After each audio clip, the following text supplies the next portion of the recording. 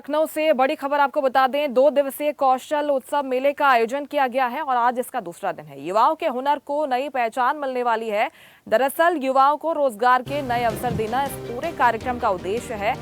पहले दिन मुख्यमंत्री योगी आदित्यनाथ पहुंचे थे। उत्सव का शुभारंभ उनके द्वारा ही किया गया था और आज कौशल उत्सव का दूसरा दिन है और इस कार्यक्रम के माध्यम से युवाओं के हुनर को एक नई पहचान मिलेगी। युवाओं को रोजगार के नए अवसर देना इस कार्यक्रम का उद्देश्य है। जिले स्तर पर भी कार्यक्रम आयोजित किया जा रहा है। 75 जनपद में कौशल उत्सव का आयोजन किया गया है, लेकिन राज्य स्तरीय कार्यक्रम इस बार लखनऊ में आयोजित किया गया है, जिसका शुभारंभ मुख्यमंत्री योगी आदित्यनाथ के द्वारा किया गया। तस्वीरें भी आप देख रहे हैं। यहाँ पर नवाचार के क्षेत्र में उत्कृष्ट कार्य करने वाले युवाओं को सम्मानित भी किया गया। इसके साथ ही कुछ कंपनीज के साथ एमओयू भी साइन किया गया। इस पूरे कार्यक्रम का उद्देश्य यही है कि युवाओं में रोजगार के अवसर बढ़ाए जा सके, उन्हें कहीं बाहर जाना न पड़े, प्रदेश में ही रोजगार के नए नए मौके सृजित हो सकें। इसके लिए तमाम प्रयास अब हो रहे हैं उत्तर प्रदेश सरकार की तरफ से भी।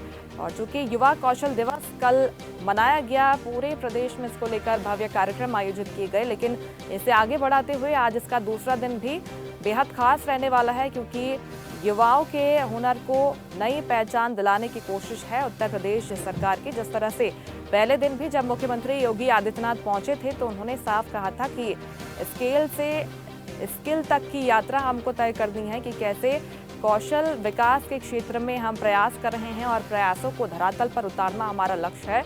इसी लक्ष्य के साथ अब सरकार आगे बढ़ रही है और आज का कार्यक्रम भी बेहद खास होने जा रहा है। कई अलग तरह की प्रदर्शनी यहाँ पर आयोजित की गई है। इन प्रदर्शनियों के माध्यम से युवाओं को ट्रेनिंग दी जा रही है कि कैसे नवाचार के क्षेत्र में वे आगे बढ़ सकते हैं।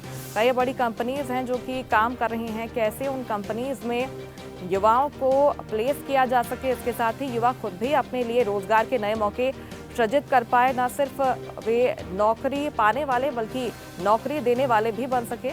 इसी को लेकर यह कार्यक्रम आयोजित किया गया है।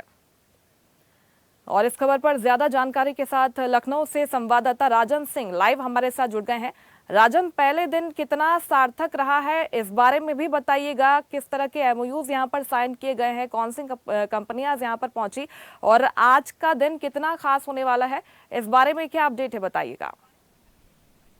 बिल्कुल, देखिए मुस्कान, ये 2 दिवस है युवा उत्सव जो आज कल जो दिवस जो था, इसके बाद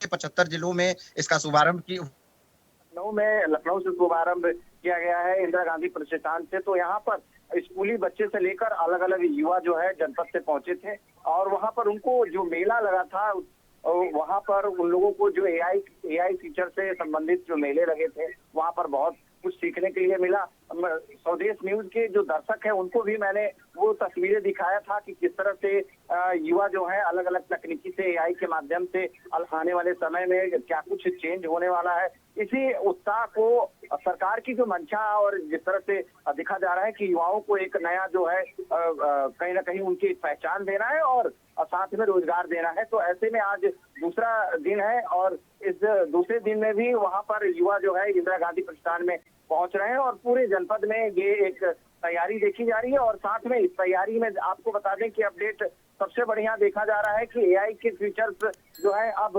राजस्व में जो है मिलने वाला है। राजस्व के जो भी दिक्कतें हैं उसको निपटाने के लिए राजस्व प्रणाली में रोस्टर का जो है नया आगाज होने जा रहा है।